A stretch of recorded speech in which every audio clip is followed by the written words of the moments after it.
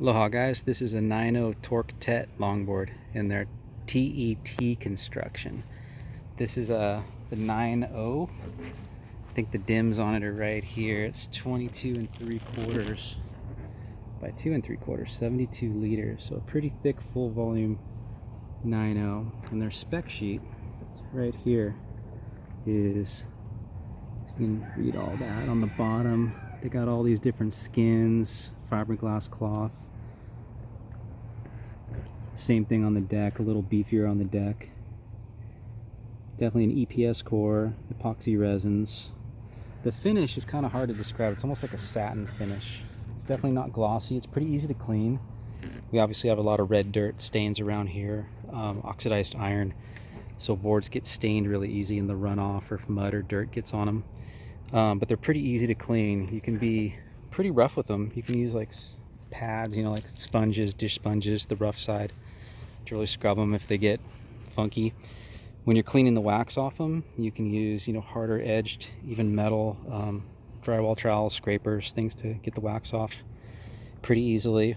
Very hard to dent. They can dent. They can get light pressure dents in the deck.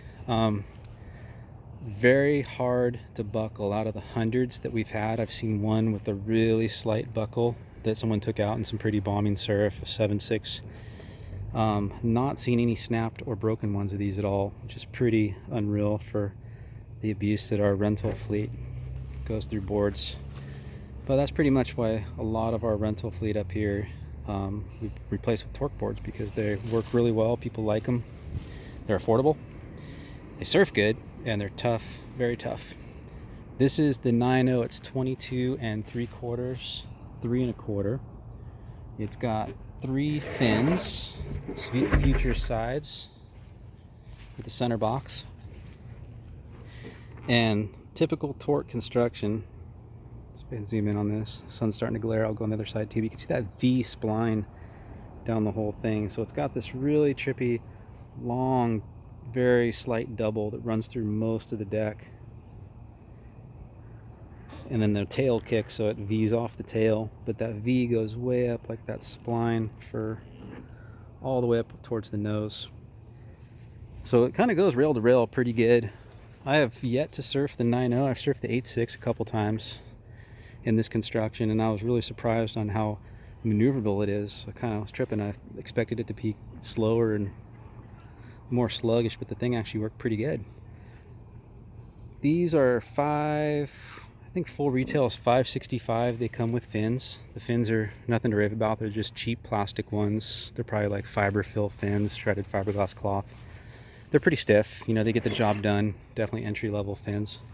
Yeah, this one with the pin line is $565. I've seen some of them $550 for the 9.0s. Of course, it's a bigger board, so the price goes up a little bit.